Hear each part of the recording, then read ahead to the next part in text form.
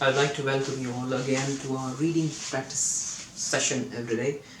Today the chapter is Fossils and Us. Since ancient times, people have speculated that we as humans evolved from some type of ape-like ancestors. The search for fossils of our ancestors and extinct cousins is one of the most exciting and controversial area of paleontology. More than 2000 years ago, Aristotle of ancient Greece wrote that some animals share the properties of men and the quadrupeds, as the ape, the monkey, and the baboons. When Charles Darwin proposed the theory of evolution by natural selection in 1859, he was vilified for daring to suggest that our ancestors were some kind of monkeys or apes. In fact, in one of the origin of species, the only comment about human evolution was that much light will be thrown on the origin of man and his history. The quest for missing links. In 1856, some human-like bones were discovered by workmen mining limestone in a cave in the Neander Valley near Dusseldorf, Germany. The skull has a low brow, very thick bones, and a heavy jaw. Some experts dismissed it as an individual affected with idiocy and rickets, but others began to think seriously that remains of ancient humans, including our ancestors, were preserved in rocks. The search for missing links fossil had begun. Gathering evidence. One of the first major discoveries was made by Dutch scientist Eugene Du Bois near Trinil, Java in 1892. It consisted of a part of upper skull, a piece of jawbone with tooth, and a thigh bone, and soon became known as jawbone.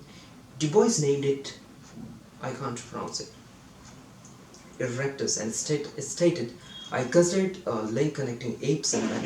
In 1927, a team led by Canadian anatomist Davidson Black excavated Dragon Bone Hill at Zhoukoudian near Beijing, China. They found many bones of another missing link which they named Sinanthropus pekinensis, Peking man. With continual revision of fossils and their names, both of these discoveries are included within the species Homo erectus. Meanwhile, in 1925, Australian anatomist Raymond Dart named a much more ape-like skull from southern Africa, informally known as the Tong child, as Australopithecus africanus. Tough. No longer missing. Gradually, more fossils came to light of prehistoric humans. One of the most celebrated finds was Lucy, the 2/5 complete skeleton of a species known as found in Heda, Ethiopia. It was capacity to walk upright. Her ape-like arms and shoulders, however, indicated that she also had spent much of her life sheltering in trees. Foundlings. Apart from fossils, the evidence of genes, DNA, and other molecules within the bodies of ourselves and chimpanzees show that they are our closest living relatives. It is estimated that humans and chimps split from a common ancestors some 7 or 8 million years ago. Our branch of the evolutionary tree makes up the family Hominidae. Some paleontologists contend that it includes 20 or more species, many overlapping in time and place, especially in Africa. Others propose as few as 80 species. It seems that the cradle of human evolution was indeed Africa, that upright walking began several million years ago, that tools used dates back more than 2 million years ago, and the brain size has tended to increase through all this time. The Hobbit humans. In 2004, an astonishing find on the island of Flores, Indonesia, overturned many ideas about recent human evolution. It was believed that since the extinction of the last Neanderthal and Homo erectus people by 25,000 years ago, our own species Homo sapiens was the only hominid on the planet. However, it seems that as recently as 13,000 years ago, diminutive humans lived in Flores. Only 1 meter tall, they are known as Homo florensis. The skulls of these real people are hardly the size of grapefruits.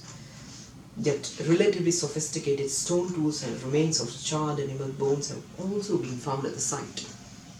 This raises huge questions about brain size related to the intelligence needed for making tools using fire. The size reduction of species when confined to an island habitat, a phenomenon known as island dwarfism, appears many times in the fossil record and can be seen in mammoths and elephants. However, the conclusion that the Flores remains represents an entirely separate species of human is disputed, until, as paleontologists tend to say in furtherance of their profession, further evidence is forthcoming. So these were the pictures that has been covered into this chapter, fossils and us. So that's all from my side today. There you go. Bye.